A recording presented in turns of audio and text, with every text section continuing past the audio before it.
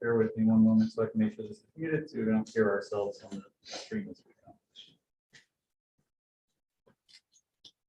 All right, I'll call to order this joint meeting of the Easton, Reading, Region 9 boards, and call to order the Easton Board of Education members in attendance: Jeff Parker, Jen DeJesus, sorry, Jenny Cheetah, Devin Weigel, and myself, John Stinson, and ask my fellow board chairs to call to order as well. We'll call to order this regular meeting of the Reading Board of Education at 7:36 p.m. on Tuesday, May 24th. Present in person, myself, Chris Parkin, my partner, Gerard Sedana, and joining remotely is Laura Gibb.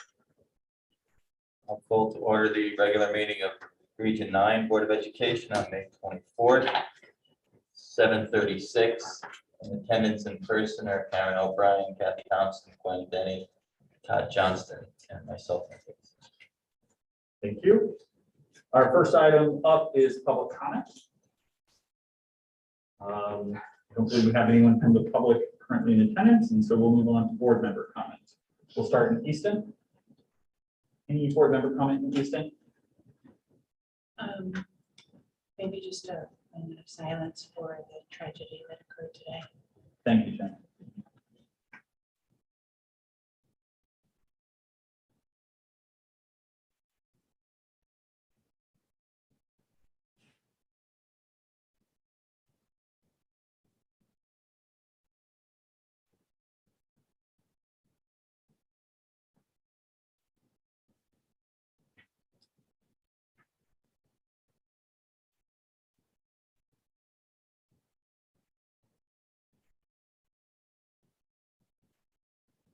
Thank you. Thank you for that. Any additional board member comment in Easton?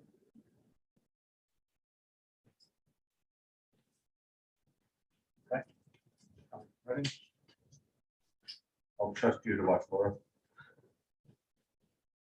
Laura, if you wanted to make public comment, you can turn on your video. None for me. Thank you. Region 9, any board member comment?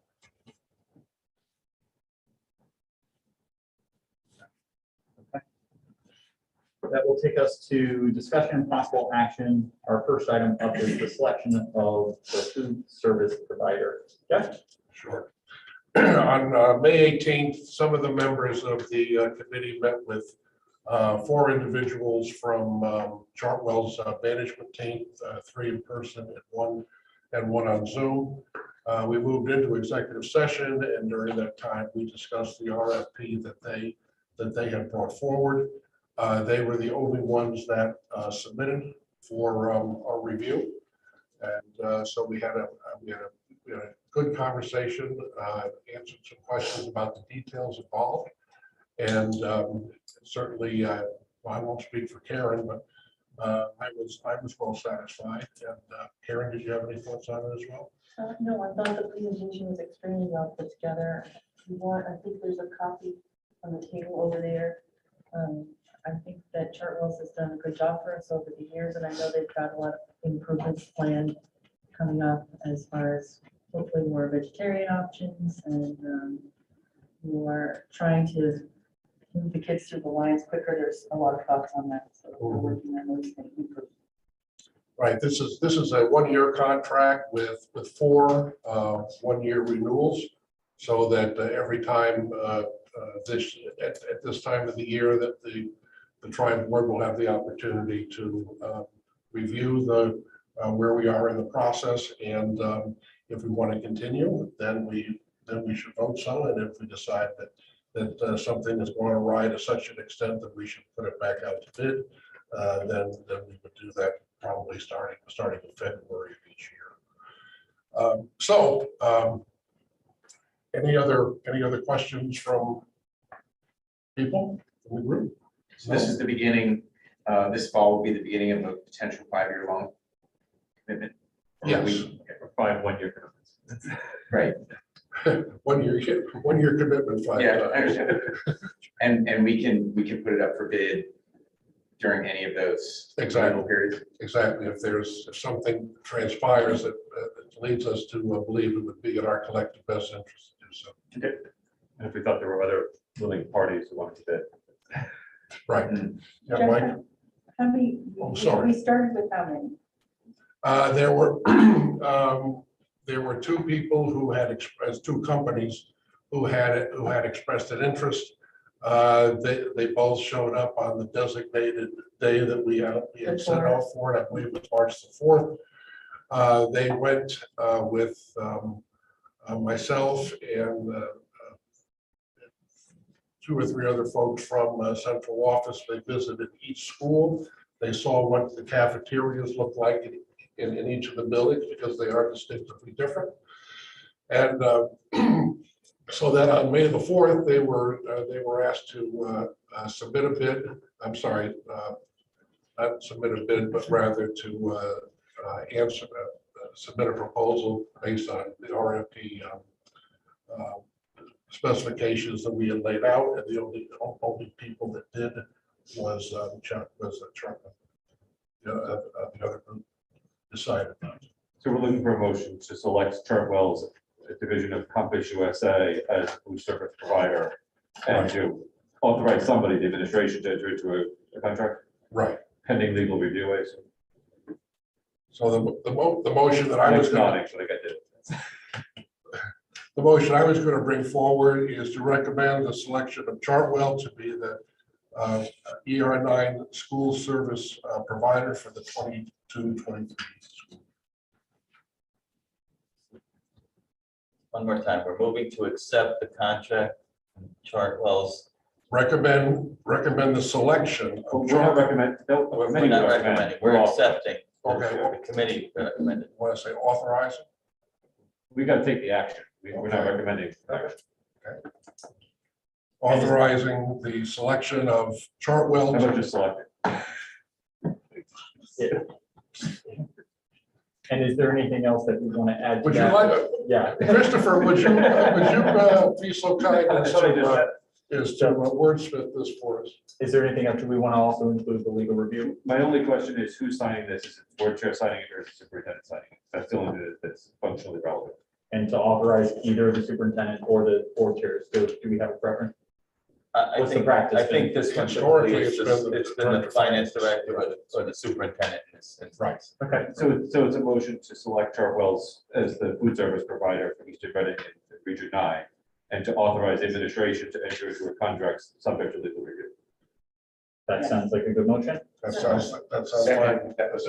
fine. Do I have a second? in I think Easton Mike first? just made the motion in Reading and Sharon just seconded it. Okay, we have the same motion from Jeff in Easton and seconded from Devin in Easton. Motion for the Region 9.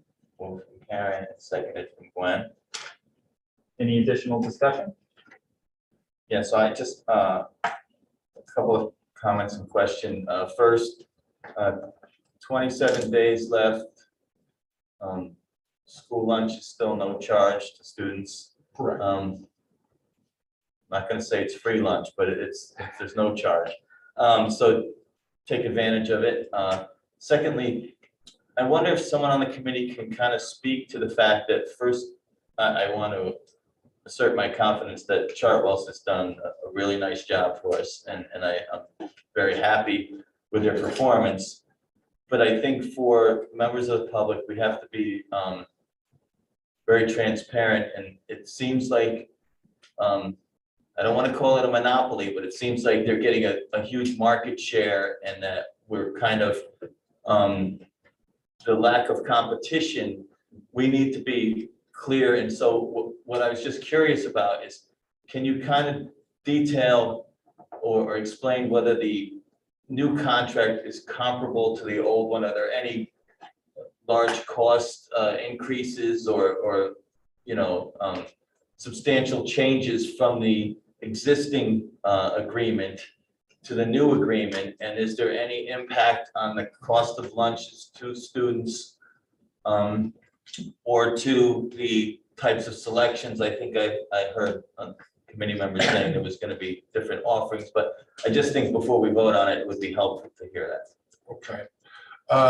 The contracts in terms of what they're charging us, there's a management fee and there's an administrative fee.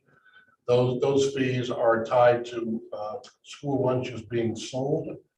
So it's obviously in their collective best interest to market the product as the very best that they can. It's also to their best interest to provide foods and services that the students will be happy with. So the fact that those two things are tied together, I think is important. And the other thing that is, because we are selling a lot more full lunches, we're providing full lunches now where maybe we haven't done so in the past because they are free to the students. One of the questions that was asked was, does a la carte sales come into the formula in terms of the administrative and management costs that you charge us? And the answer to that was no. So I was certainly very pleased about that, because my guess is the full meals will go down and the a la carte will probably. So would it be fair to say that the costs and proportion of whatever that arrangement is in alignment with the previous contract, not exceeding like what a cost of living Right. increase would be? Well, thank goodness it's not tied to the cost of living increase. It's 2%. 2%. Okay, so it's inflation. it's flow inflation, so that's Yes, good. for sure. Okay, I just thought that was important. Mhm, That out. sure, absolutely. And I also appreciate the idea of, hey, let's keep an eye on, sort of, it's getting too big. You know, what can we and every other district do to make sure that there's healthy competition in the space? Because I think ultimately the choice in a world where there's sort of a monopoly player, the alternative is to in-house the service. Hmm. And to just sort of set up our own food service, Right. capture company, but that's a whole different conversation. Is that Mr. Parker volunteering to do school lunch pizza on Not Fridays? even a little bit. But these are the things that should be in, sort of in our minds as we look down the road. Right. 5 years, hopefully, that we don't have to worry about it for a You long might want time. to think twice on that, because Yeah. even for a company as large as Chartwell's, Right. getting staffing is a huge problem. Of course. Supply chain is a huge Yep. problem still, distribute, all of it. They're really It- doing a good job in all Totally. things considered. Yeah, it would So be I don't know foolish. that we would want to go down that road. Yeah, it would be foolish to think, oh, this is easy. Yeah, Like, no, this is a very complex problem that Chartwell has addressed in a serious and professional way. And I think for now, it's important for us to state that we're very pleased with Chartwell. It's not, Yes. we're just making sure that the taxpayers, the parents and the students know that we're keeping an eye on it. Well, and certainly we consider the relationship a partnership more than just a vendor and a customer. Chartwell went way out of their way on several occasions, especially last summer, to make sure that food was made available for lunches for anyone that needed them. And that was going above and beyond. They spent a great deal of time doing that. And I think we're very fortunate to have them as our partner going forward. With thanks to the committee and to Dave and his team, can I suggest we call the question? Yeah, unless there's further discussion, I think we're ready to call the question. We'll call the question in writing first, since you started the motion. Can I ask Laura what her vote is? Laura, Yes. In favor in the room, passes 4-0. very good. In Easton, all in favor? Aye. Aye, unanimously in Easton. Region 9, all in favor? Outstanding. Thanks to Chartwell's. Also, thank you so much to the committee for all the hard work that you did to make this happen. All right, that will take us. Yes, sir. Snacks on the side. Oh, Partaking of it. yes, Chartwell was very gracious and offered to bring some light fare for us to indulge in. Does the contract require that for every board meeting? No, Now that's that an was all-negotiated contract. there was a little slippage on there, so we forgot to put that in, but please. They've gone out of their way to try to provide a nice snack for everyone, and so when you feel so motivated, Please. It did not affect anyone's vote. Certainly not. And actually, if we can, we need a minute to just get the screens down and get connected for the next set of presentations. Can So we do the healthy food certification stuff while the screens are coming down too? maybe, but we may need some help here. So I would suggest we take a 3-minute recess for people to take part here in the, if that works for everybody. Sure. Yeah. That sounds great. Yeah. It's 7:15. 7:50. 7:15. Yeah, sure. Sure. Yeah.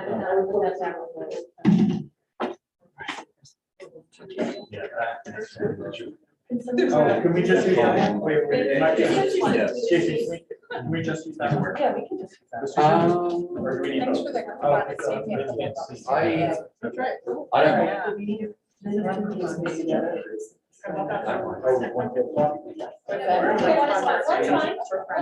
One screen is fine.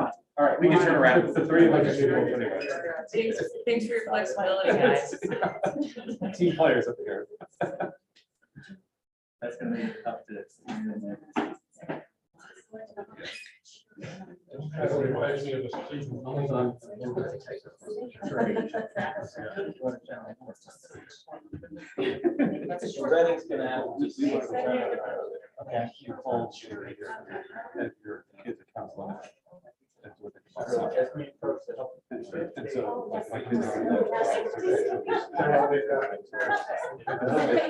It's gonna be trying to do that. And we're like, dude, just give us suddenly you got these $30 at lunch today.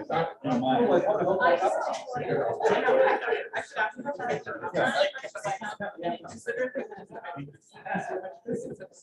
I bet kids come home with stuff in their bag. I'm like, let's sit down. I saw that.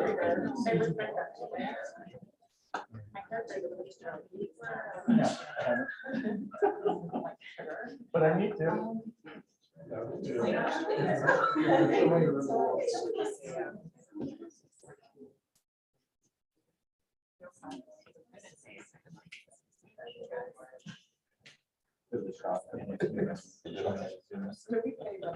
When?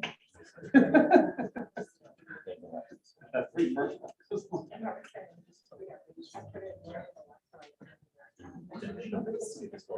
Yeah.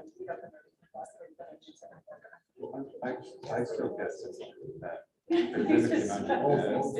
they charge you this fee every time. And the fee is abusive, both because of the amount that you're limited to get. And if you only have so much to add, you're getting hit every week. It like kills people who can't afford it. It's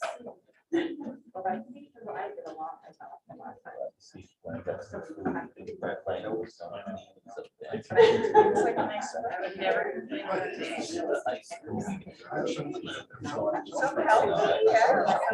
I know to put $20 a week on my kids' account. That's all year long.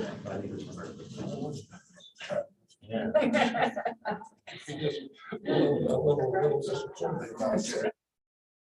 Yeah, You would so, yeah. probably about the time I go over and get myself something.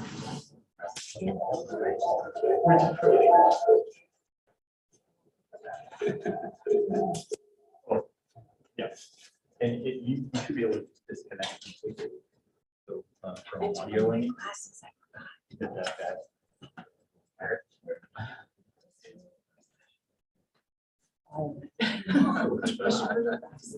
have the. Yeah.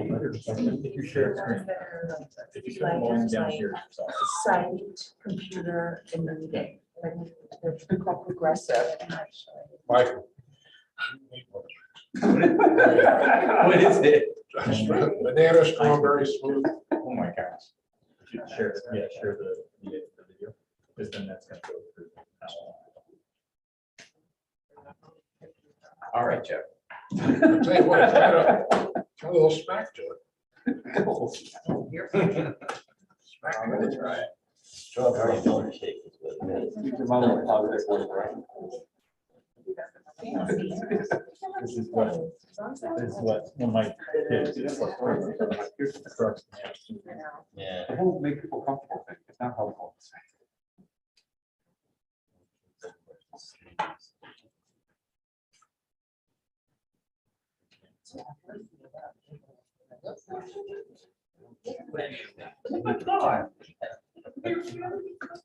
I know. It's strange.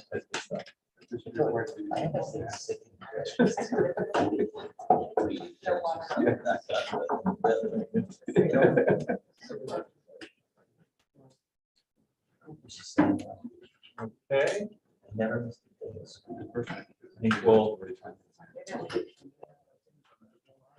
7:56, we'll come back in. Well. Okay.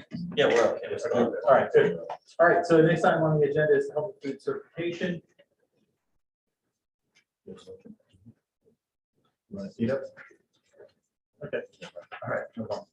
All right, so pursuant to CCS section 10-215F, the Easton Board of Education, the Reading Board of Education, and the Region 9 Board of Education, or the governing authority certifies that all food items offered for sale to students in the school under its jurisdiction and not exempt from the Connecticut nutrition standards published by the Connecticut State Department of Education will comply with the Connecticut nutrition standards during the period of July 1st, 2022 through June 30th, 2023. This certification shall include all food offered for sale to students separately from reimbursable meals at all times and from all sources, including but not limited to school stores, vending machines, school cafeterias, culinary programs, and any fundraising activities on school premises sponsored by the school or non-school organizations and groups.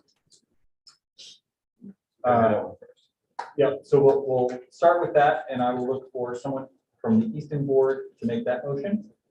So moved. Thank you, Jeff. You'll hear a second. Thank you, Devin. Same motion, substitute ready for Easton. Mike, second, Shrug, thank you. Same motion, substituting.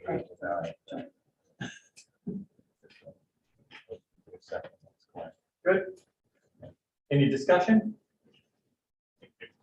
Not a question. I was speaking with Dave, and I was wondering, can we address a question to chart rules around this particular item? If there's a connection, I don't see why not. Sure. The question that I was asking during our recess was about the dietitian and what the status of that was, because I know we had to, that person, left during the pandemic. So my question would be, again, related to healthy food, the status of the dietitian, and if we'll get those services back. If you wouldn't mind coming to the podium so we can make sure the microphone picks you up well. Thank you. You got it. Dave Kennedy. Cambridge, Connecticut. As far as the dietitian that we used to have a dietitian that would be in the school district 1 or 2 times a week, depending on their other responsibilities with other school districts. So in previous years, we shared a dietitian with Wilton, Westport, and Richfield. So those other school districts decided not to continue that partnership with us and with the same company, but we do have support from our regional dietitian. So if we have anything, we discussed in the wellness committee, if we need anything from that dietitian, she can come down and support us. We do have some other school districts, Stanford and Norwalk, that need to have their own dietitian, so we can possibly utilize those folks also to help us with any dietitian. Great. Yeah, super relevant. Thank you. Thanks for bringing that up. Thank you. Any additional discussion? Hearing none, we'll call the question in Easton. All in favor? Unanimously approved in Easton. Question, ready, starting the floor. Yes. Yeah. Everyone in the room, passes 4-0. 9, all in favor? Outstanding. That takes us to our second motion. I'll make the motion or suggest the motion for Easton. The Easton Board of Education or governing authority will allow the sale to students of food items that do not meet Connecticut nutritional standards and beverages not listed in section 10-221Q of the Connecticut General Statute, provided that the following conditions are met. 1, The sale is in connection with an event occurring after the end of the regular school day or on the weekend. 2, the sale is at the location of the event. And 3, the food and beverage items are not sold from a vending machine or school store. An event is an occurrence that involves more than just a regularly scheduled practice, meeting, or extracurricular activity. For example, soccer games, school plays, and interscholastic debates are events, but soccer practices, play rehearsals, and debate team meetings are not. The regular school day is the period from midnight before to 30 minutes after the end of the official school day. Location means where the event is being held and must be the same place as the food and beverage sales. So we'll look for that motion in Easton. Moved. Thank you, Jeff. That's Seconded by Jimmy. substituting Reading for Easton. So Going moved for for Reading, Reading, yeah. Sherrod. Thank you. Thank you. Substituting Region 9 for Easton. Anyone like to make that motion? Third second, Kathy. Any discussion? So I just want to bring it up relating to both of them, question we ask every year, which is we still get 10 cents for every meal from the state or the federal government. And that's really what keeps us in the black on these school lunches when we're not having them funded by the federal government. And so the question is, did the committee look at that as well and make sure that that's still the best choice for the district? Because I know it's kind of waffled back and forth and considered either both ways, and some districts opt to go away from that. So I just wondering whether that was discussed. That was, excuse me, that was not something that we looked at. And Mike, do you know why some districts move away? Like, Yeah, what would drive because that? the cheerleaders want to sell candy bars during the school day and they can make hundreds of dollars for fundraising. And, Yeah. you know, but I was always, I was always of the understanding that we get the 10 cents per meal and that that's really something that's essential to our district. And that, you know, not just that, but we prefer that we don't sell candy bars during the school day. We're Right. trying to be a healthy, you know, school district. So I just, you know, it's something that we've discussed and we look at. I'm not looking to move away from it. I just wanted to put in a conversation. That's all. Well, and I think bringing up the question in meetings like this gives the public another reminder. If we at least remind everyone each year, hey, here's why we do this and not the other. And then if it comes up, it's not like we're all caught flat-footed. We have a sense for here's the reason why. I think it makes sense, the policy in itself. So even if I didn't even look, even if the 10 cents wasn't an incentive, I think that I would vote for it. Good enough. If there's no additional conversation, then we'll call the question. Easton, all in favor? Aye. Unanimous. Calling it Reading, starting with Laura. Yes. Room, passage unanimously 4-0. Region 9, all in favor. Fantastic. That'll take us to our next agenda item, which is the superintendent report. Yeah, it would be just a moment to go to the podium.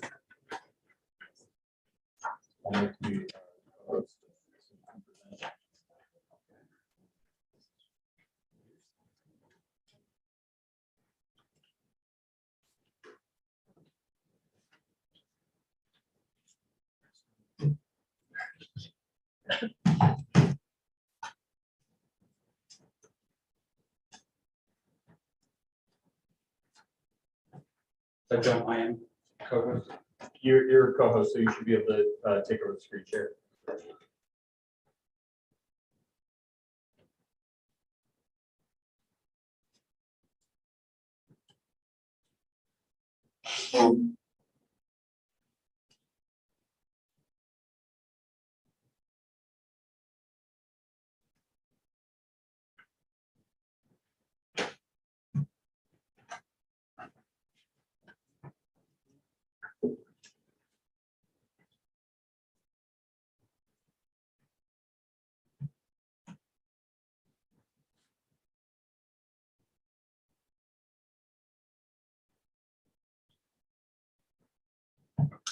Well, good evening, everyone.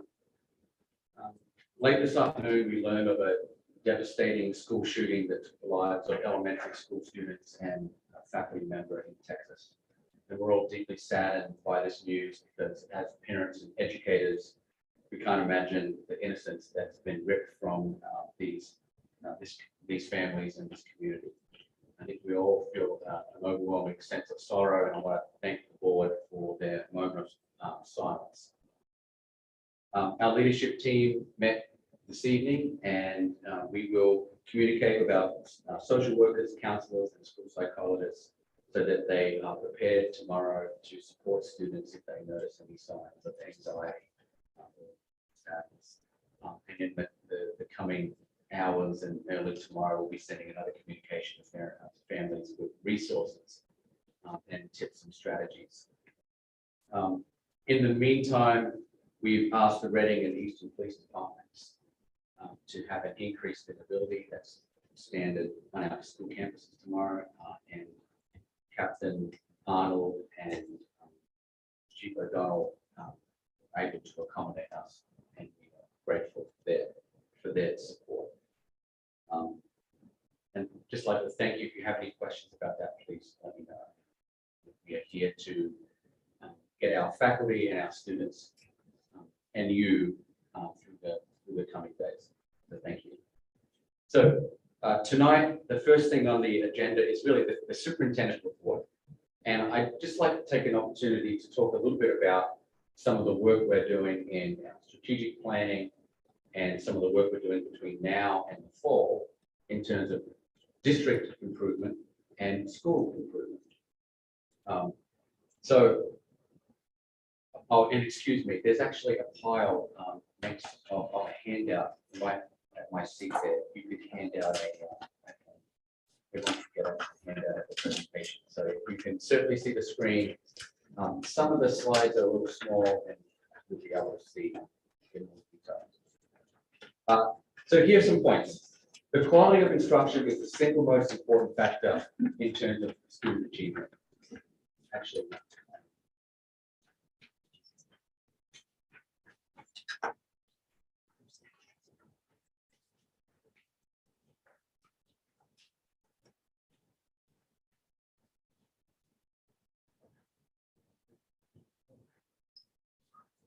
so educational research has really been around for decades. And in the 70s and 80s, there was research from Rudder that essentially said that schools differ in their effectiveness, and that there are different characteristics or factors that explain those differences. And that the good news is that we can actually, if we're aware of those differences, focus on them and make some changes. However, there's considerable disagreement on the individual factors that affect school effectiveness and how schools can be supported in becoming more effective. In other words, what that says is that if we all knew what to do, we would do the exact same 5 things all across the country and across the world. But we do different things as a result. Another important point is that the quality of instruction is the single most important factor in terms of student achievement. However, school leadership does not spend enough time precisely describing what that high quality instruction looks like. And that's why we have pockets of teachers that are doing incredible things in their classroom. And in order to make sure our teachers and our classrooms and our schools are achieving at a high level consistently, we need to make sure that we leverage that for all the teachers. So that's a research finding from Marizano. And what really makes effective education is well leveraged leadership that supports great teaching to guarantee great learning. And so what we've started to talk about are a common set of high impact instructional strategies. And if we can identify what those high impact instructional strategies are, then we can actually provide students with some tools to measure their own learning. So that's just a little reminder of kind of some key points in the research. What's really important in terms of moving to the next level of work is for teaching and learning to take hold in a school where there needs to be clear alignment between the district, the the school, and teacher goals. And the way in which we accomplish that alignment is through developing a strategic plan. We've been talking about developing a strategic plan since January. And the framework starts with identifying the vision and mission, or revising our vision and mission, identifying clear priorities, identifying some measurable goals, and defining what our initiatives and action steps are.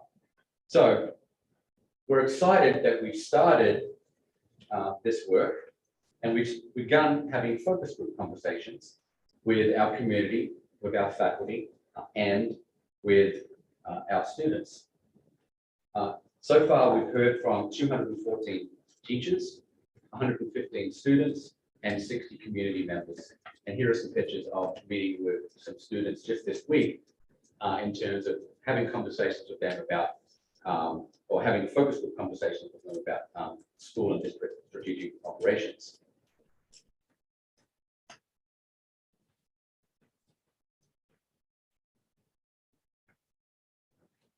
Second. So the key questions that we're asking our community members and our faculty are, what should the ideal school look like? What do you see students doing? What do you hear them saying, how they're feeling? And also, how would you describe the ideal graduate? What skills and dispositions should they be able to demonstrate in order to be successful? Here are just a couple of videos of some students participating in the last couple of days. The ideal graduate should be someone who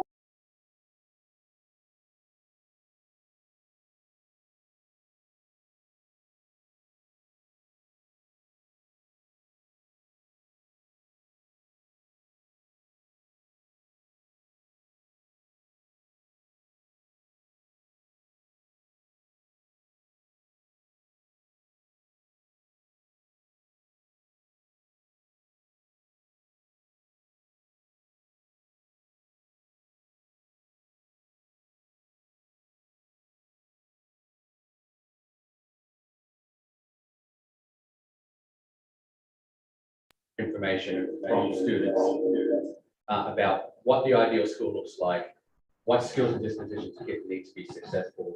And students are even talking about who were the most impactful teachers that they've had in their careers. And so this information is collected. Obviously, you saw the video here, but we're collecting this information in the Google Doc, which is difficult to see in this slide. But here are some responses, what the ideal school should look like. So one student said, school should have interactive lessons that engage students and where students actively try to participate in class. They should feel good about going to class. The ideal school has equal opportunities both in school and extracurricular for anyone seeking any path. For example, sports go on year round in one way or the other, but theatre does productions. The ideal graduate is well-rounded, but also focused in case they ever change their minds. Schools should allow students to expand on their interests while gaining new ones. So we're collecting, this is the raw data. What we're doing, which is really exciting, is that we're using a software tool that identifies different themes and keywords. So if, for example, you see problem solving as a topic, which is about halfway down the page, problem solving occurred 52 times, or 10% of the responses. And the key words that occurred around problem solving were words like communicate, thinking, collaborate, projects, connections, independent, flexible, motivated, and work. And so our goal when we develop our priorities is to analyze the data and start identifying the themes that come from these conversations, whether they're from students, community members, or faculty members. So what that could look like if you were looking at the ideal school in a visual way is the ideal school students feel safe. We're emphasizing communication skills, we're emphasizing flexible thinking, real life thinking, executive functioning, lifelong learning, a sense of community, goal-oriented, hard work, student-centered, and so on. If we started to triangulate the themes that emerged around the ideal graduate, we again would be looking at students being able to manage basic skills, ability to problem solve, critical thinking, again, interpersonal skills, public speaking, work ethic, time management, a good communicator, good and collaborator, and so on.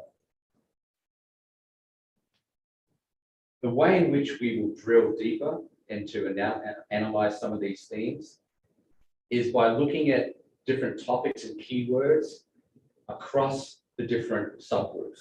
For example, if a topic that emerged that was real world examples or authentic learning, you can see on the left that real world was a topic that came out around the words before and after that phrase, that we're looking at mistakes, collaboration, relevant, learning, solving, knowledge, and so on. And if you looked at real world examples, there's kind of an equal emphasis from our community, students, and teachers around having real world examples, right? So there's no one group that appears to stand out when comparing the community, the students, and the teachers. We all feel that having real world examples are important. When we drilled into a topic like learning environment, however, the community members and our teachers thought that the learning environment is important because it occurred 12 times. However, if you look at that graph, it's much more important to students than it is to the community members and to teachers. So if you're asking the same question about what the ideal school looks like and what skills and dispositions, the kids feel that the learning environment really support those two things. And they emphasize it more in our community focus group and our teacher focus group, which is really interesting.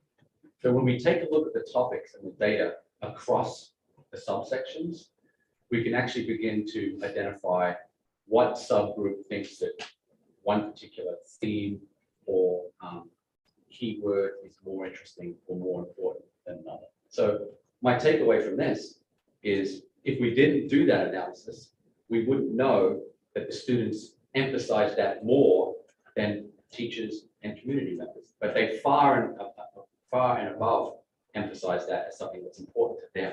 And so therefore it should be important to us.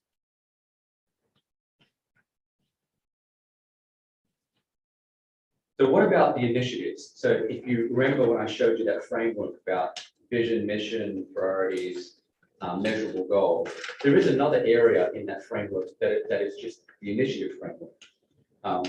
And we also need to look at things in the district that we need to amplify, which are practices or new ideas that are working. The other things, if they're working, we should make sure we do more of. There may be things that we're not doing currently that we need to create or develop. So what are those ideas? And there may be some things that we're doing that we shouldn't be doing that we need to abandon. So those initiatives we need to take a look at as well. We're not just looking at our vision and mission and priorities. Eventually, we're going to boil them down into initiatives, and we have to create kind of a Gantt chart as to how we're going to emphasize those things. So looking at initiatives across the top there, you'll see things like instructional practices, our schedule, student pathways, SRBI, and so on. And there's a whole the range of topics is actually much wider than that. And we're going to look at the lens of amplify, create, and abandon through a range of topics to make sure that we're not just looking at the big picture, but we're also looking at the small things that are important as well. So our strategic work is really essential, but every high quality school district also needs to identify goals. So what could be our measurable goals for 2022, 2023? Go back to October for Easton and Reading. We talked a little bit about student performance and how it was impacted by the pandemic, and we lost 10% in maths, and we lost around 5 or 6% in ELA. We gave a presentation to the Region 9 Board of Education recently, where we talked about SAT scores, and in evidence-based reading and writing and mathematics, our SRT scores dropped 30 to 40 points. So we need to have measurable goals And not just the big picture priorities, we need to focus on the metrics associated with student learning. And so we will do that next year as well in 4 areas. One is high impact instructional strategies. Those include learning targets, success criteria, feedback for students, higher thinking questions. I've talked to you about those things before, but we are emphasizing those in our schools. Another area that we need to focus on is just student achievement. So what are the standardized measures that we need to focus on? So they will be the smarter balanced assessments and the lower grades and the PSAT scores, the AP scores, and the SAT scores at the high school. We also need to look at student achievement from formative assessments and make sure that we articulate those as well. And we've talked a lot about climate, right, lately with climate surveys. We need to look at our learning environment and make sure our learning environment is engaging for students as well, because we just saw that that's important to them in terms of what the ideal school looks like and what skills and dispositions they need. So those are the 4 things we are going to focus on next year. How are we going to do that? This is very small, and this is where I encourage you to look at your sheet. We're going but there's a lot of information on here. But essentially, getting back to this slide, high impact instructional strategies, we need to have goals for what high impact instructional strategies look like. So our strategic priority 1, high impact instructional strategies, we have a bucket for that. That is where we're going to be looking at, again, learning intentions, success criteria, self-assessment, feedback, classroom discussion, higher order thinking questions. We are walking through classrooms right now and beginning to collect baseline data on this information. That baseline data will inform where we start. And then as a leadership team, we're going to be doing those walkthroughs throughout the school year and creating, identifying, at what are our expectations for improving those areas. Okay. Strategic priority 2, as I mentioned, we need to have metrics related to student learning outcomes.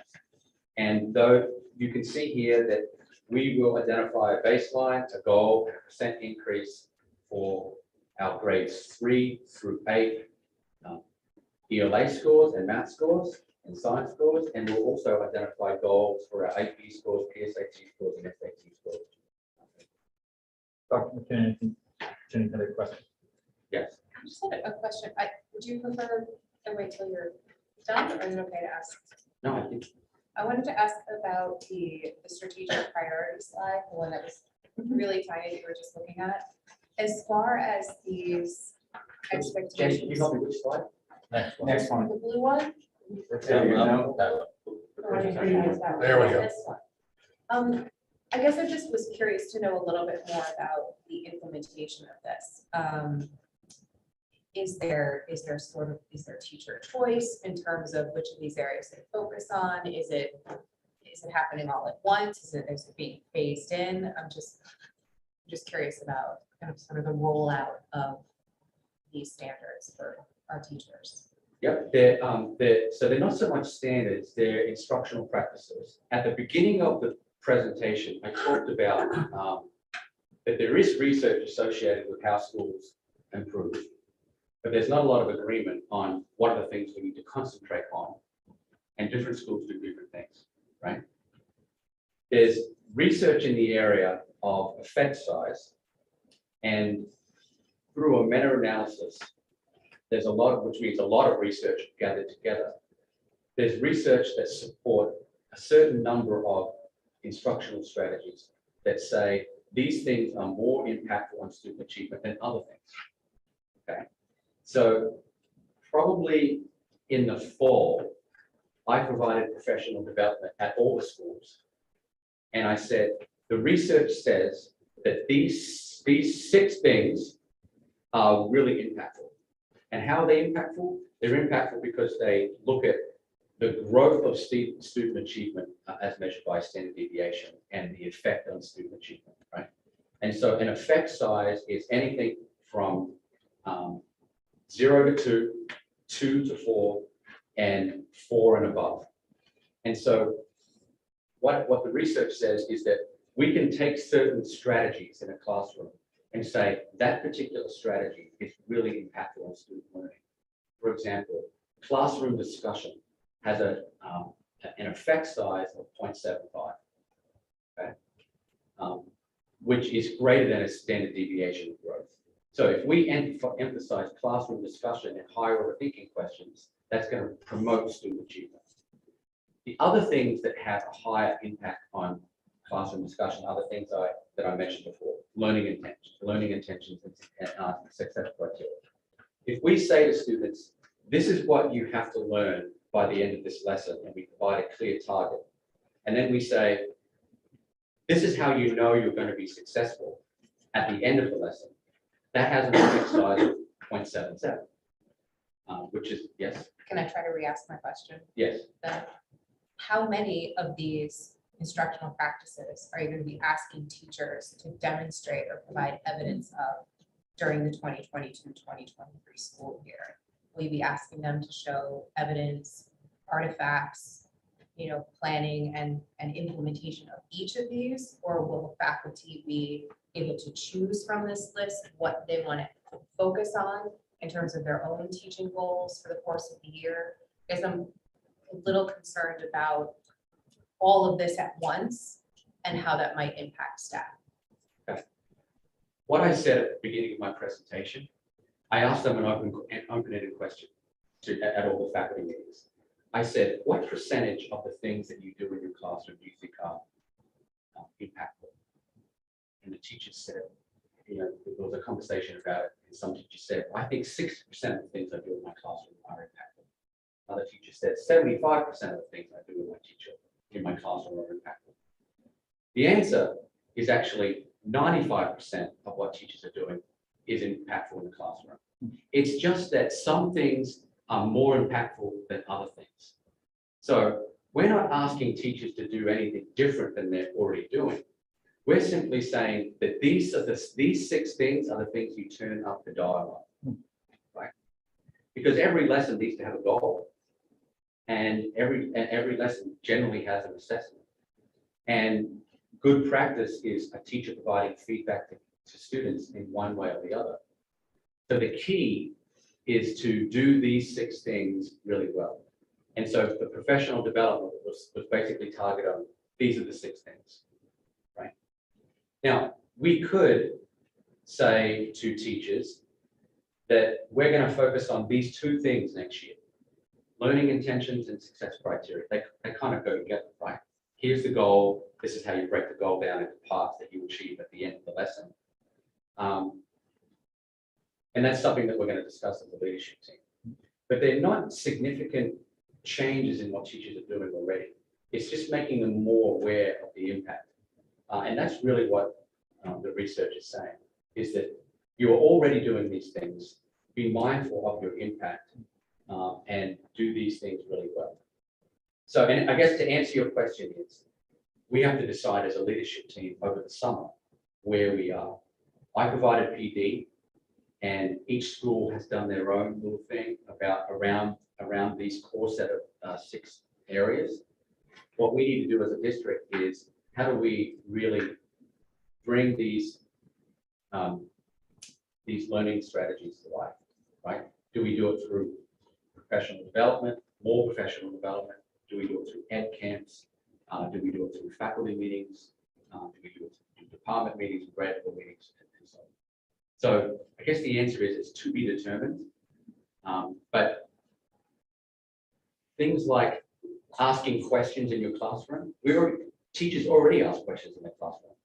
But if you ask a question this way rather than that way, then you have a different impact on the richness of the classroom discussion. Does that help, Jenny? It does. Okay. That you? I do, okay. So in the walkthroughs that you have already started, you're looking, I assume, that's going to serve as a baseline for understanding how teachers are implementing these 6 instructional strategies and kind of help inform the work you're doing with the leadership team over the summer to kind of think about the PD. So how are you using the walkthroughs that you're currently doing or have done to inform the work you're doing in the future? Well, we only just did some walkthroughs at the end of the year, right? So this is in its initial stages. we'll probably have to do some walkthroughs and some professional development. I plan this work to be part of the keynote at the beginning of the year, right? So this is kind of these are our focus areas. We have some decisions yet to make about, are we focusing on the 6, are we focusing on 2 or 3? And then we also have to focus on, once we get the baseline data, we can think about what should our goal be. So if we walk through a particular school and we said, and we noticed that, and we created a 4-point Likert scale on learning intentions, and we said, most teachers are doing learning intentions, some teachers are doing learning intentions, we're not seeing learning intentions yet, and we quantified that, and it turned out that our baseline is 60%, then we would have to identify our goal. Maybe our goal is moving the goalpost from 50% to 60%. That's really what we have to, that's really what the board is about. Let me just jump in for a second, Yeah, sure. but I would say there's nothing that Dr. McKinnon has shared that is a stark departure from the work that we've been doing for many, many years. We've been looking at questioning and higher order thinking and feedback loops for many years. We've been going on learning walks for many years. I think the real difference that I notice is that this is bringing into focus some very specific, intentional instructional strategies that we're saying, these are the ones that we are looking for in all 5 buildings. And I would say that's a difference that I see, and I think will really help our 3 districts to move forward in a way with improved focus and momentum. So it's from a measurement standpoint, it's simpler to measure quantitatively test scores and things like that. You can say you want to go from 50 to 60. So these more qualitative things like high impact instructional strategies and learning environment, are those going to be measured quantitatively or qualitatively? And how will they be measured? Well, getting back to a learning intention is a goal for the lesson, right? And it depends on how we decide to measure that goal. So getting what I was saying before, you could create a 4-point Likert scale, right? You walk into a classroom and you're looking for, is there evidence that there's a learning goal for this lesson? Now, the learning goal could be written on the board. Okay, so it's visible for students. But really what we want to know is if we, as leaders, we go and actually ask the students, do you understand what the learning goal is today? And the students should be able to say, yeah, I am identifying 1 digit and 1 digit addition, and I'm trying to count the number of apples in this basket. Okay, or maybe that you go into an algebra class and they're doing linear equations, and there's a more sophisticated learning. So do you see the learning target on the board? Are the students aware of the learning target? And it is subjective in the sense that all students are aware of the learning target? Are some students aware of the learning target? Do you see evidence on the board? Do you not see evidence on the board? But we're not collecting data about that individual teacher. We're really collecting data holistically about the school, right? Because when we go into a classroom, we're not reporting the teacher's name. We're really taking a look at a particular strategy school-wide. And we're saying school-wide, it's evident to us that 70% of our lessons that we've studied today have a clear learning goal that kids understand what it is that is expected of them. And so that's really the key, right? And if we're satisfied with 70%, that's good. We're not satisfied with 70%, then what professional development and feedback do we provide to our schools about moving that work forward? Do we need to have more conversations about what a learning intention looks like? Do we need to show videos? Do we need to model lessons? That's really where the work is. And is that is that you and your team about going and collecting that subjective data and then reporting and measuring it? Who's gonna collect this for both the students and the classroom situation? Well, our leaders start the work, but ideally, our teachers start developing something called a community of practice, and they start doing it themselves. Once they understand what the 4 areas are, or the 5 areas are, they could also go into each other's classrooms and see what they're doing for learning targets and success criteria or questioning techniques, right? Because once you develop a set of clear goals, then ideally we're all working towards the same focus areas.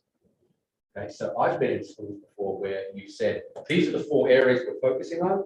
We're going to start the work, but teachers themselves start saying, well, I developed this incredible example of how to do this. Can I show this to my colleagues? And that type of professional learning is called like the EdCamp model, right? Where instead of us delivering PD and people kind of sitting there and receiving it, we can design experiences where teachers are modeling or sharing experiences to their colleagues. And that is more impactful, right? PD is only 15 to 20% effective when it's delivered with a sit and get, right? It's about 50% effective when there's some collaboration, and it's 80% effective when teachers are getting coaching in their classrooms about how to improve their teaching.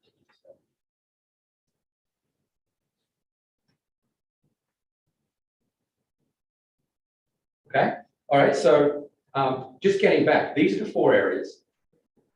We are going to measure these areas electronically in a Google sheet. And just, I'm going to fast forward 2 slides. The Google sheet looks like this. It's impossible to see, but at the bottom of the sheet, you'll see goals, action steps, faculty meeting departments, professional development, and leadership practices. We're going to collect all this information and design and identify our goals in one place on our district improvement plan and on our school improvement plan. And in the goal areas, you have high impact instructional strategies and student learning outcomes. You'll also have climate as a measurable goal as well.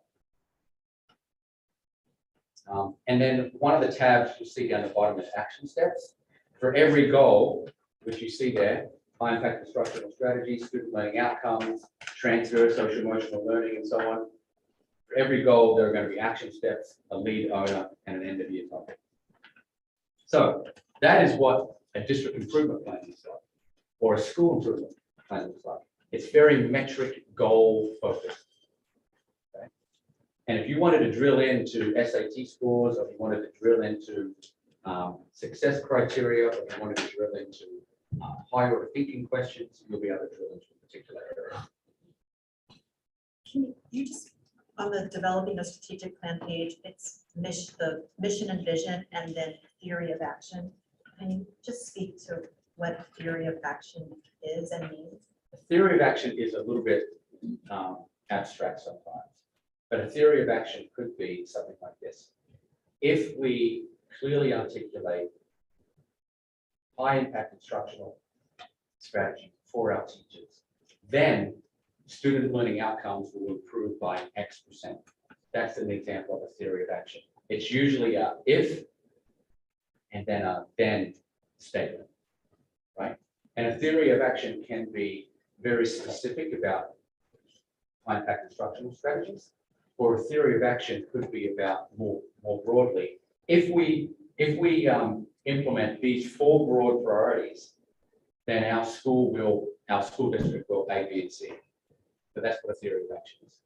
But I'd rather you hold off on that, and I can come back and kind of delve into that a little bit later, provide you some listening down. How can we as boards, or as I guess Easton board, support you in this work? Is it like at board meetings, should this be part of our regular cadence where we check in? Or is it in these kinds of joint meetings, we have conversations about our strategic initiatives and checking on progress, but are there things that we can do as a board or set of boards to support you and your leadership team in this work? Okay. Well, the next slide is kind of the timeline. And so I'll map this out and then I'll talk a little bit more about your question, Kevin, right? So April, May is where we are right now. We're really getting input on the strategic planning process with focus groups, faculty, community, and students on broad themes. At some point, we're going to have to analyze or triangulate the data using a software tool that I explained earlier. But we're also going to develop a committee to try to help analyze the information that's coming out of the software program. That would be what I would recommend as a steering committee. I would hope that the steering committee involves some board members. However, I don't want it to be a board committee. I really want it to be a kind of a steering community focus group.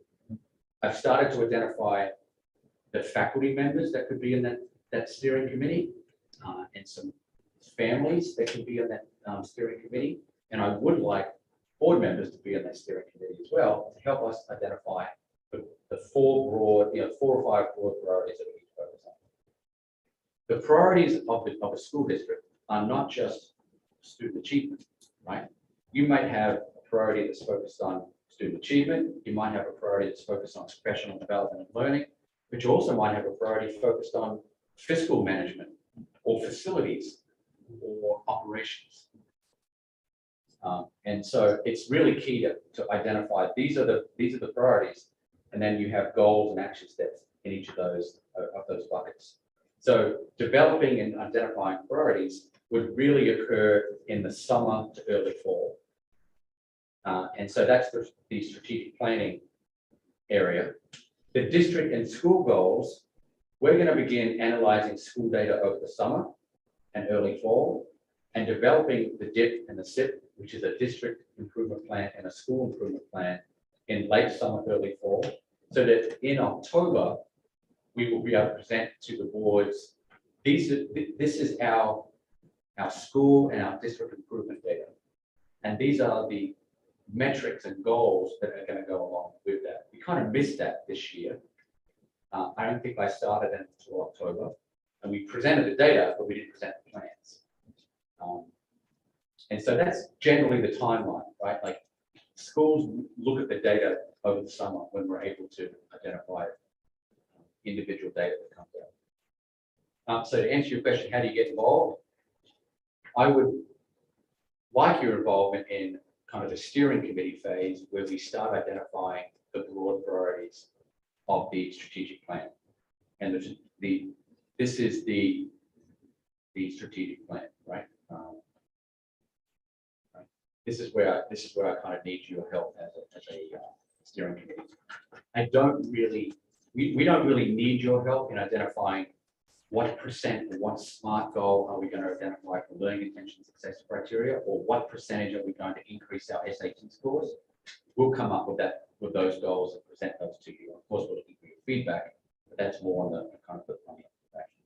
Jason, let me ask Devin's question slightly differently, which is, from the board's perspective, is there any resource allocation or other communications, political governance support that would be helpful in this work?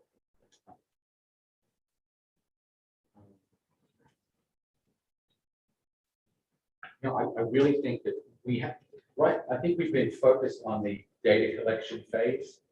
What I need to communicate to the community is we've had these focus groups. This is the purpose of the focus groups. Can you please, who would like to be involved? And perhaps in that area, helping us identify what the priorities and areas are. That's kind of, I think, where we need your help. And then at the end, in the fall, when we present kind of a framework, you'll need to provide us with a kind of some more directions on these are the 4 or 5 priorities. Is this priority what you were thinking? Do you need to add something else? Do you have any suggestions? It's not helpful for a board to get a blank sheet of paper. it's better for you to get kind of a framework that is close to the end zone, right? And at that point, you will be needed to provide a lot of support and guidance on elements of our strategic plan.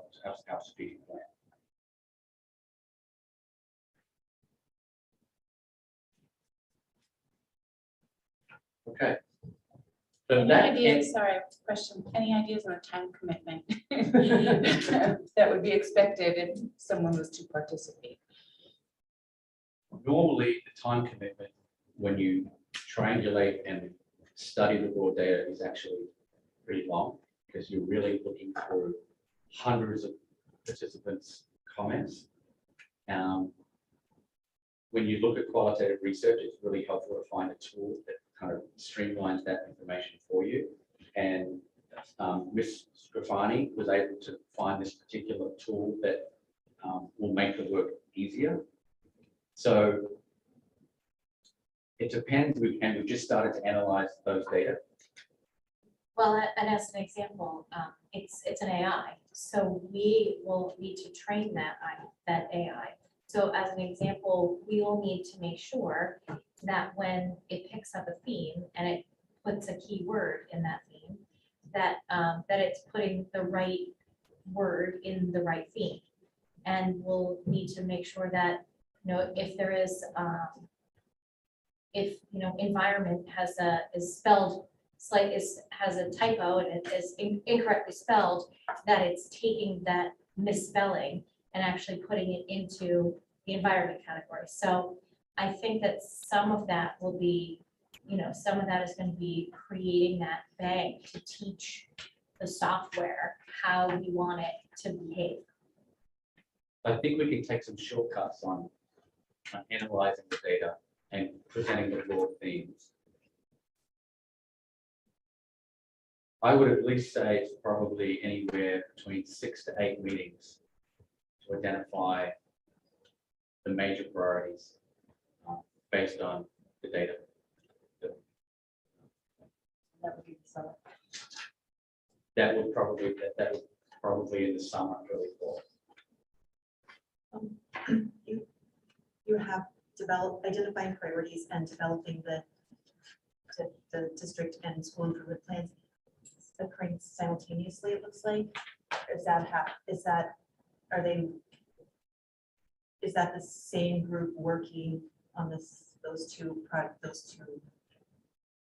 The district and school goals? The district. The district and The district improvement dip plan and is, The dip and sip. the dip and the sip are The happening simultaneously with the identified priorities. The district and school goals are developed by the admin team. Okay. So we develop the dip and the sip, and we analyze the data, and we present the dip and the sip to you. That goes along with the student performance. So we have an admin retreat over the summer where we've identified a couple of days where we're all coming together and working. And that's generally when you create broad themes and metrics associated with your district improvement plan and school improvement. So are they happening, it looks like on the timeline, they're happening simultaneously. Is that, you do it all kind of in conjunction with each other? Yeah, I think there's some overlap between analyzing the data and creating the goals. When is that happening? July.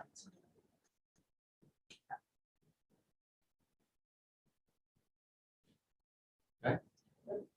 All right, so in summary, we are working on a strategic plan. We're getting feedback from focus groups. We'll be working on our district and school improvement goals. And we'll need help on a steering committee to help identify some strategic planning areas. And we'll be presenting you with a strategic plan framework in the fall. And we'll be presenting you with school and district goals in the fall as well. And it's just important to recognize that the framework that involves the strategic plan has vision, mission, priorities, but also measurable goals related to school achievement as well. So that includes the superintendent update, which is the agenda item there. I don't know if there's any other questions, you can kind of ask questions on the way. Just a general comment that I'm thrilled the work is happening. I'm looking forward to its progress over the summer, conversations in the fall about where it's going. And also, I know a number of us participated in this room in the community forum a couple of weeks ago.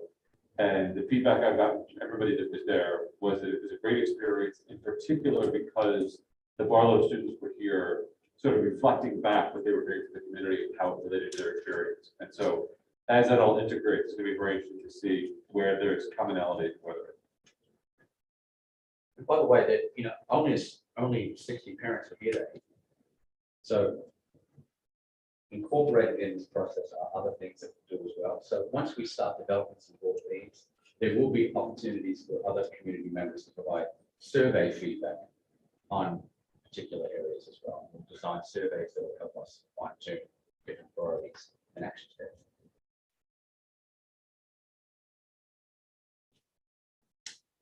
Okay, all right. And we'll take us to D, central office organization. Okay, great.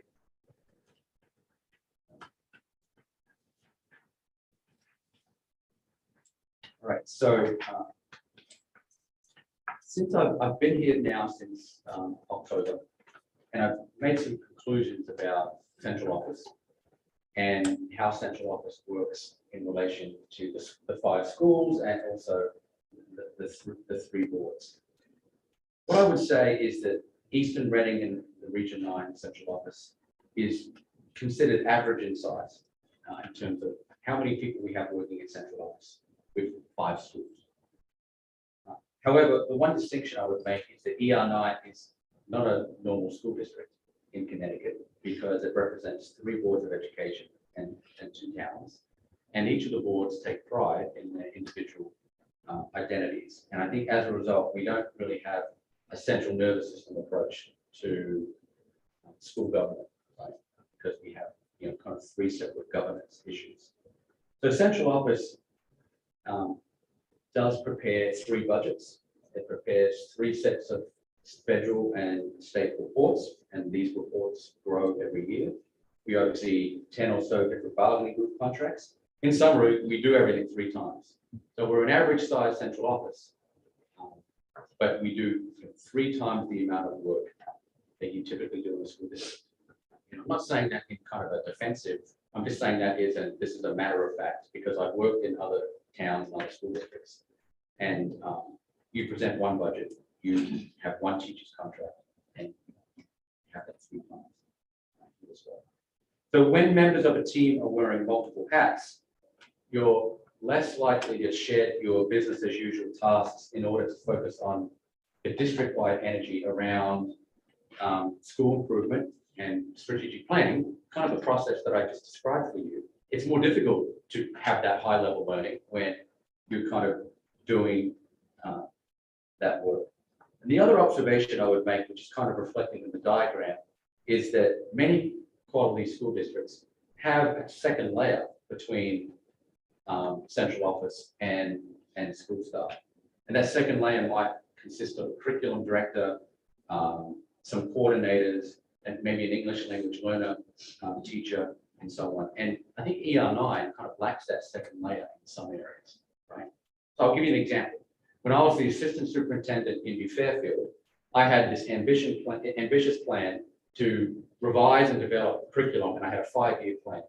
And basically within that 5-year plan, I was going to get every area of the curriculum done, right?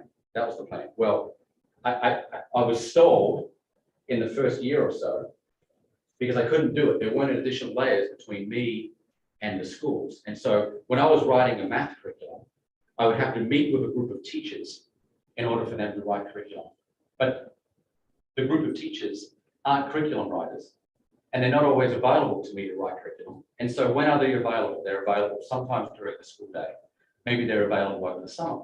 So that model is fine, but it just means it's going to take us a lot longer to write curriculum if you have a 5-year curriculum plan. So one of the things we did was we said, these 2 teachers, we're going to pull them out of the classroom. They're going to go on sabbatical. They're going to help me write curriculum. And then we hired a director of curriculum that sat in between the assistant superintendent and the schools. And we were able to accelerate the progress by which we develop curriculum, and we had a 5-year timeline. That's just an example of a layer that we had in New Fairfield. That was a direct curriculum. Most recently in Oxford, we noticed that our English language learner population was dramatically increasing, right? Where we had 70 English language learner students. And our reading teachers and our math interventionists were actually providing services for our ELL students. Well, if our specialists are providing services for our ELL students, then we're diluting SRBI. So one of the things we put into the budget was an ELL teacher, right? So they're the kinds of things that I think may emerge through the strategic planning process, that we know that we can't add all of these layers at once to the budget, but we might be able to say, almost like, this is how you replace a roof. You're going to identify a year in which to do it, and this is where you're going to replace the carpet, this is where you're going to replace the bookshelves. You have a capital improvement approach to school improvement. And so that's the whole point of strategic planning. But that's what I've noticed at the central office, right? It's average in size, but there's a lot more work than typical districts, and we missed that second layer. So that's kind of observation. Having said that, there are some things that we'd like to do. And one of the things I'd like to do is to think about all the tasks that we need to accomplish and identify who's responsible for those tasks. So developing a monthly budget report and forecast. There are people responsible for that report, accountable, people that supports that role, and people who are rather informed. So developing a monthly performance report, the superintendent is accountable for that and has sign off for the task. The assistant superintendent is informed. The director of finance and ops and technology might be the person responsible.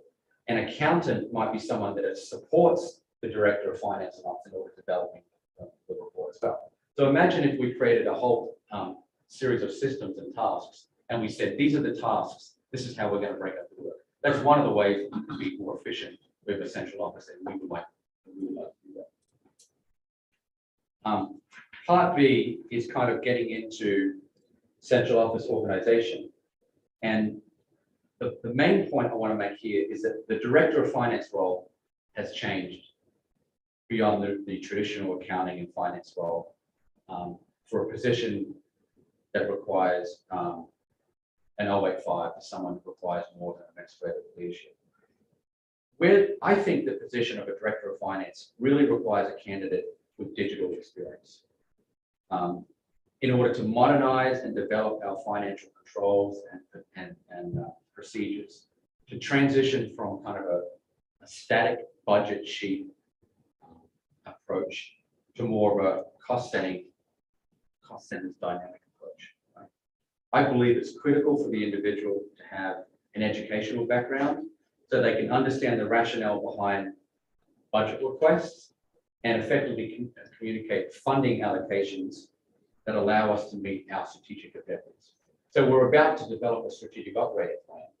We really need someone in that role that has technology and digital experience in order to bring those strategic operating opportunities to life. And so in my experience, individuals with a technology background have strengths in data analytics that will allow the district to identify needs and opportunities across our various finance and departments.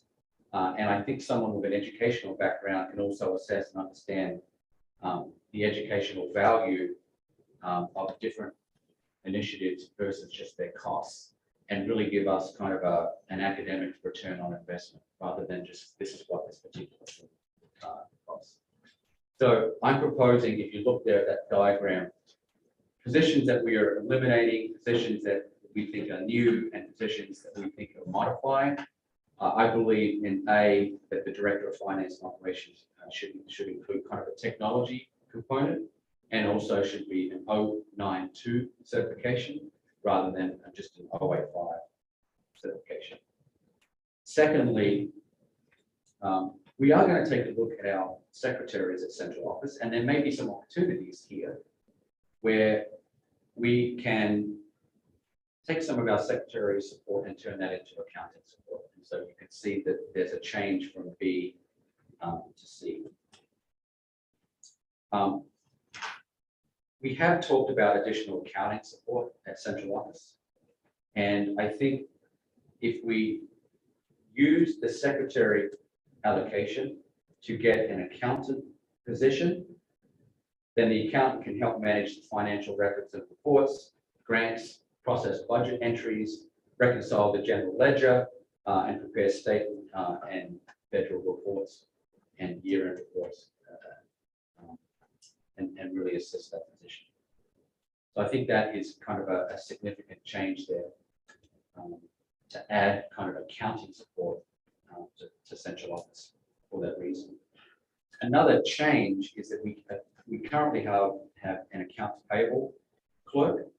We'd like to add responsibilities to that clerk, and have that person also focus as a purchasing agent. And what that simply means is, instead of just being responsible for purchase orders and submitting orders to vendors and obtaining W-9 forms, that purchasing agent also checks for accuracy, is interested in finding the best prices for a particular product. And when you're looking at, for example, instead of just putting a purchase order in for 10 boxes of paper, can you put a purchase order in for that same value, number of paper or number of boxes of paper, but also look for the best price? Not just process the purchase order and the requisition, but actually say, can I find that cheaper on Amazon? Can I find it cheaper at WB Mason? So I think there's an opportunity there for our accounts payable person to expand and use that extra bandwidth to focus on some purchasing agent responsibilities as well. I think that will be a cost savings for our district. So that's my recommendation for how we kind of your central office. Is that what's the next agenda item? Is that? It's the central office contracts. Oh, okay. Just to be clear, this is a cost neutral approach. Oh, that's a good question. So the director of finance and operations currently is an 085 position, and that person draws a pension. If the person is an 092 position, then that's a cost savings of approximately $40,000. Sorry, $14,000, which is about 7% of the salary. And if we use the secretary position to fund the accountant, plus the savings in changing from an 085 to an 092, that picks up about the $14,000 from the pension. That this model would actually be cost neutral.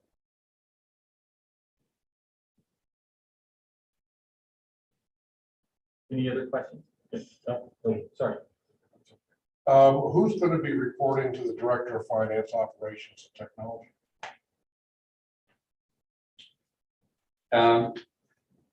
The accountant, the accountant slash business manager, and the accounts payable purchasing agent. Then who do the lead custodians report to them? The lead custodians would report to another area that's kind of not discussed here in this area. The lead custodians would report to, well, would work under the K-12 facilities manager, which is a new position that we've added. Okay.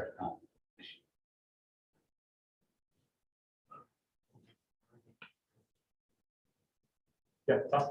I think one thing would be helpful to, as a board member, to understand what's going on with all the moving pieces, would be a full organizational chart for central office with the proposed changes. So we could see, under Jeff's question, who's reporting in with all these changes. That would be helpful. So this piece is good, but I don't have the reporting lines, and I can't tell across the rest of the office who's doing what, reporting to whom.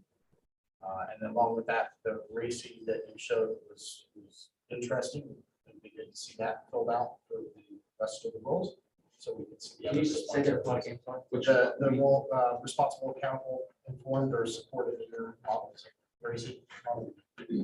This piece? Yes. Oh, And that okay. filled out for the rest of the positions. Yeah. Would be helpful because we do have some new positions and restructures. So it would be helpful to understand the full picture. So we have job descriptions, and some job descriptions have to be updated and revised, and some job descriptions have been have been developed and they have draft on them. I would take those job descriptions plus all the responsibilities and start sorting them in terms of those tasks. But that work has not been done. That's just an example of how I would like to organize the work in the future. So this would probably be a summer project. I think it would be helpful and even doing it in the reverse order. If you do this, then write your job descriptions and maybe easier. It'd be tremendously valuable. But And it would be something, helpful. I like the changes. It's just hard to understand. Yeah. Every reporting structure and responsibilities without seeing it all. we'd probably use this forever. You know, like that would be our starting point for conversations going forward. So it would be incredibly valuable. Any additional questions or comments for Dr. McGinn? All right. Just more comments. One, thank you for taking your time this October to get the lay of the land, understand this 3 districts, the 5 schools, the unique characters of each town, and then making this kind of recommendation, I think is typical, it's very thoughtful. And I think will lead to a much more efficient operation in central office and hopefully alleviate some of the paperwork and challenges of the 3 different budgets, 3 paperworks for federal, state, and negotiated contract budget or whatever thing. So it's very much appreciated. I would love to see the full org structure, but I think this is really a move in the right direction. Thank you. Great. Thank you, Dr. McGinn. Okay, so that takes us to E. Now, I would like to beg the indulgence of our board members here, because I think we're going to want to go to executive session to get into some of the details on item E. But so that our members of administration who don't need to be here after that are able to head home, I would love it if we would be willing to amend the agenda to take the central office contracts conversation after the joint board committee reports. And so that all that's left is board member comment and adjournment. And so essentially to sandwich that between item 5 and 6 and add that we intend to go, that we will possibly go to executive session during that item. Does that sound? All right, so What you're suggesting is you're gonna add an executive session and then put item E after the executive session. that we would put item E between items 5 and 6 on the agenda. And that we would amend item E, central office contracts, to also include the fact that we will probably go to executive session during that agenda item. So you're adding an agenda item for an executive session. I think there's a few ways you can do Yeah, it. They're added or just moving it. Yeah, so, Bit and then add it. yes, After we you get don't there. have to actually add an executive session. You simply can indicate for an agenda item that is planned to go to executive session, but I don't care. If It's it's a easier practical to add. matter. We're gonna table central office contracts, pick up joint board committee reports, and then take it off the table. Right. Which is gonna be faster than amending the That's agenda. that's a really good way to do it. So table it for now and then pick it back up. Does that work? Right, so look for, Go ahead. a motion to table central office contract. For the time being, basically. Take that motion. Second. Good. Do you have a motion? Make the same. Thank you. Second. Good. Thank you. Deb.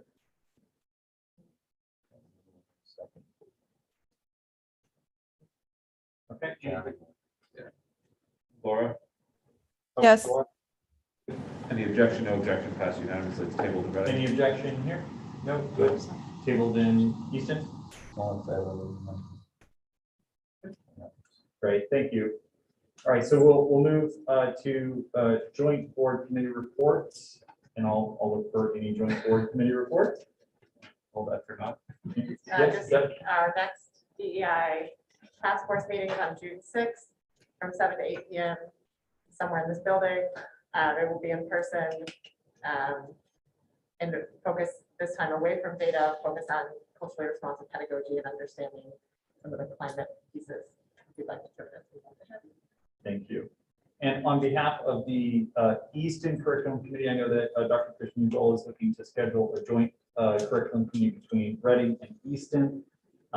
We have 2 new members that I want to make sure to appoint. It's not actually in our bylaws that I need to do that in the meeting, but I think it's good practice to be clear with the public so what's going on. So we have Claire Duan and Julia Vassie. joining the Easton Curriculum Committee, and we look forward to seeing them at our June meeting. Good. Any other joint committee reports? Then look for a motion to take central office contracts off the table. Good. Same in Easton. Okay, making motion Devin and seconding Jeff.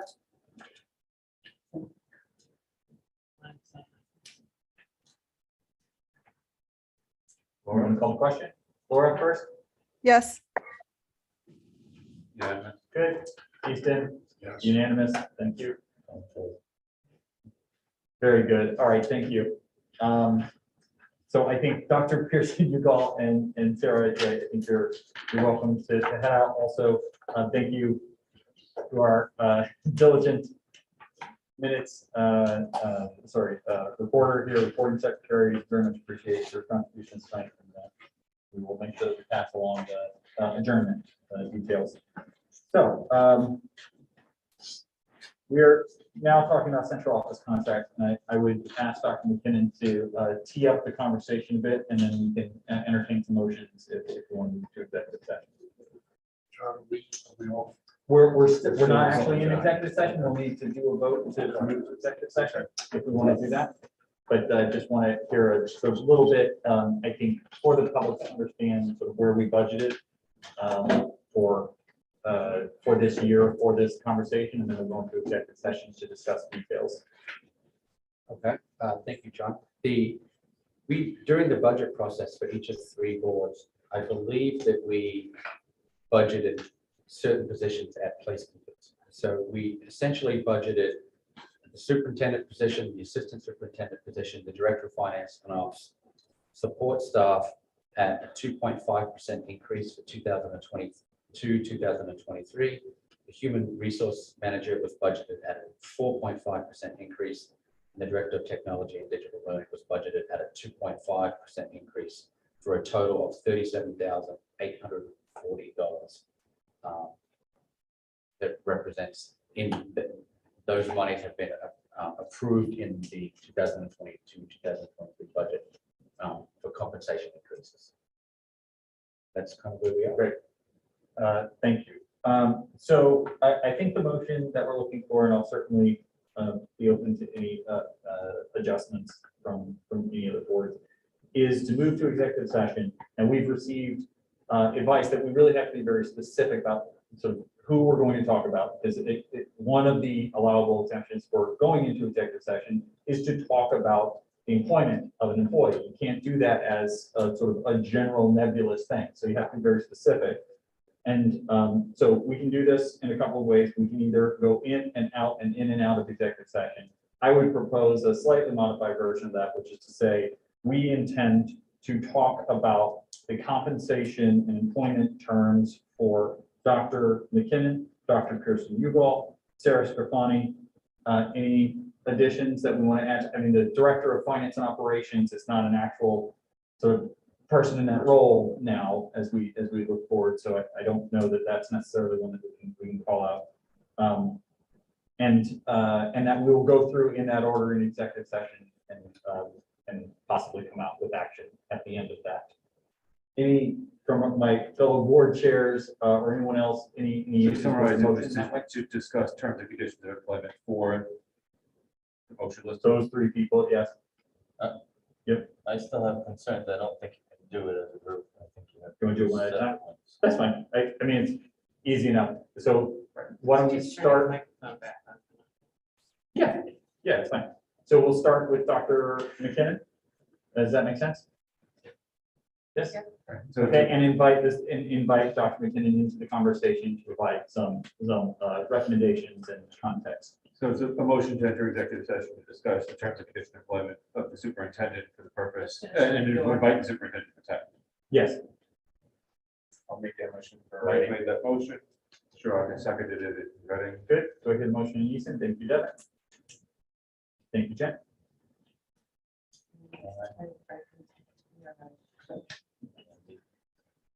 Very good. Do you want to call the question? Sure. Laura? Yes. Good. In the room, unanimous, thank you. Good. Easton? hold on. Oh, yeah, Jenny. Is this the question discussion time? We're now voting to go to executive session and then we'll stop the YouTube I know, stream. but the motion has been made, so now I can ask a question. Yeah, absolutely. Vote, right? Yes, yes, sure. If there's policy that we can't do one, we can only do one at a time, completely understand. But sometimes the discussion of one impacts the results of another. I mean, don't we sort of need to discuss them collectively? I think it's a really good point. I think we can start with the superintendent and we can figure out whether or not we need to circle back. But I think it's a really good point and a part of why I was hoping we could do it all in one, but I think we'll figure our way through this. Okay. And we can't make decisions in executive session anyway. Right. So the ultimate deliberation is aggregate. as a Yes. result. Yeah, that's fair enough. Good. Okay, so all in favor in Easton? Good. Very good. That's unanimously. Okay. Very good. So I'm leaving Oh, Laura. I'm sorry. Yes. All right, so I'm gonna stop the live stream now and we'll start back up as we